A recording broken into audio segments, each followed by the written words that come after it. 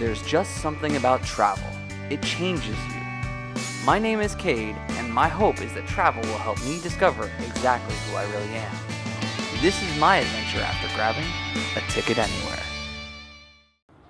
So this morning started with a short little hike around the hotel and the surrounding area, and it was really nice to be able to sit there and to see some of the beauty that this place has. Unfortunately, the clouds prevented me from getting any kind of sunrise shot, which I'm slightly upset about, but still there's a lot to see around here. Later today I'm heading back to the airport in order to jump on a short flight to Arenal, and this should be a fairly interesting experience because, well, I think there's maybe 12 seats on the plane, so we'll see if I can use my electronics while we're in the air, and I suspect I probably can. Get a couple shots, hopefully some video, and get you guys the experience of being on a teeny tiny prop plane in a third world country.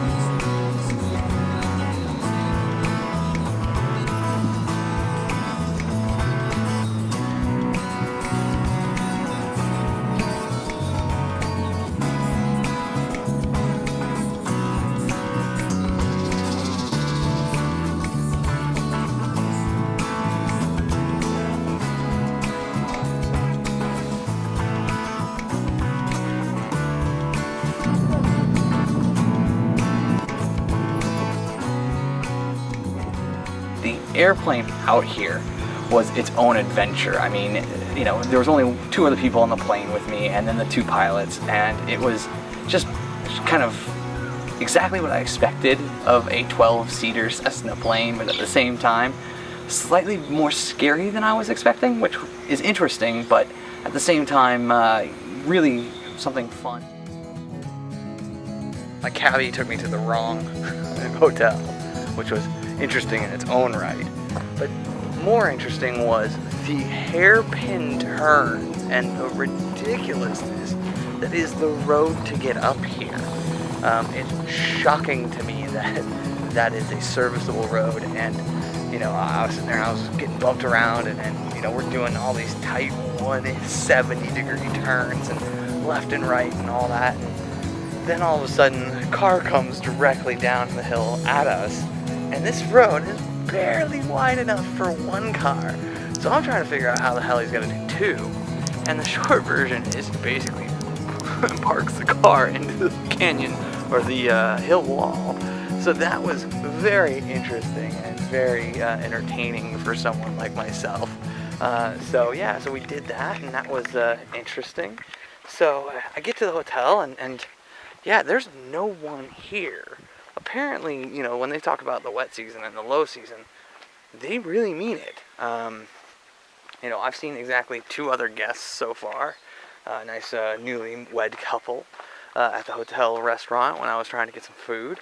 But yeah, overall, this place seems pretty damn empty. So here I am at Arenal, the volcano directly behind me. Gorgeous. And continuing with the upgrade theme to everything that seems to be going on this trip, the upgrade happened here at this hotel, where I got an upgraded room. Instead of getting a standard, I now have a suite, which is nice. Not a huge difference, but at the same time, it's you know, always fun to sit there and have someone take your standard room, and therefore you automatically get upgraded. So, you know, I'll be sleeping hopefully a little more soundly tonight versus last night. Finally, everything is all set for the rest of this portion of the trip. Everything from hiking to hanging bridges to zip lines. It's going to be very interesting to see kind of what happens over the next few days.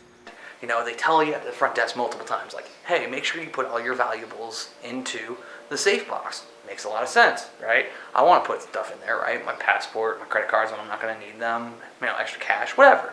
So I come in looking for the box. I find the box. There's this awesome little placard that says the hotel is not responsible for things kept outside of the box. Awesome. Makes sense.